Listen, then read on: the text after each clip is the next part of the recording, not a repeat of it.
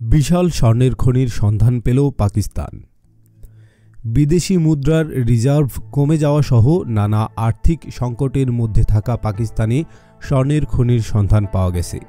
সিন্ধু নদের পাঞ্জাব অংশের অববাহিকা এলাকায় এই খনিতে অন্তত ২৮ লাখ ভরি স্বর্ণ মজুদ আছে বলে ধারণা করা হচ্ছে। দেশটিতে যার বর্তমান বাজার মূল্য ৮,০০০ কোটি পাকিস্তানি রুপি অর্থাৎ ৮০০ বিলিয়ন পাকিস্তানি রুপি।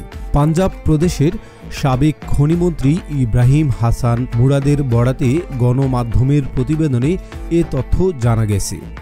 গত ১০ জানুয়ারি সামাজিক যোগাযোগ মাধ্যম এক্সে এক বার্তায় ইব্রাহিম হাসান মুরাদ বলেন, সিন্ধু নদের পাঞ্জাব অংশের অববাহিকা এলাকায় ৩২ কিলোমিটার জুড়ে বিস্তৃত এই খনিতে অন্তত ২৮ লাখ ভরি প্রায় ৩৩ টন স্বর্ণ মজুদ রয়েছে বলে ধারণা করা হচ্ছে। তিনি আরও বলেন, পাকিস্তানের ভূতাত্ত্বিক গবেষণা সংস্থা জিওলজিক্যাল সার্ভে অব পাকিস্তান এই জরিপ পরিচালনা করেছে। সিন্ধু নদের পাঞ্জাবের তীরবর্তী অঞ্চলে ১২৭টি জায়গা জুড়ে নমুনা সংগ্রহ ও পরীক্ষার মাধ্যমে এই সিদ্ধান্তে এসেছে জিএসপি। এক্সে সাবেক মন্ত্রী বলেন, আগামী দিনে এই মহামূল্যবান হলুদ ধাতুর উত্তোলন শুরু হলে তা পাকিস্তানের অর্থনীতিতে নতুন মাইল ফলক তৈরি করবে। কর্মসংস্থান থেকে শুরু করে নানা ক্ষেত্রে নতুন মঞ্চ পাবে ভবিষ্যৎ প্রজন্ম।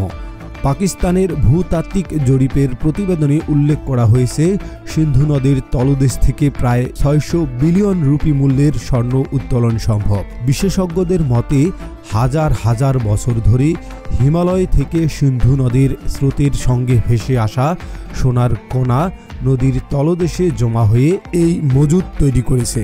প্রেসার ডিপোজিশন বলা হয়। ইব্রাহিম হাসান মুরাদ জানিয়েছেন, কেবল এটক জেলায় ৩২ কিলোমিটার এলাকা জুড়ে প্রায় ৩২.৬ মেট্রিক টন সোনা থাকতে পারে। স্থানীয় বাসিন্দারা দীর্ঘদিন ধরে সিন্ধু নদ থেকে সোনার কণা সংগ্রহ করলেও ২০২৪ সালে পাঞ্জাব সরকার নদী থেকে সোনা উত্তোলনের উপর নিষেধাজ্ঞা আরোপ করে এবং অবৈধ খনন বন্ধে ১৪৪ ধারা জারি করে।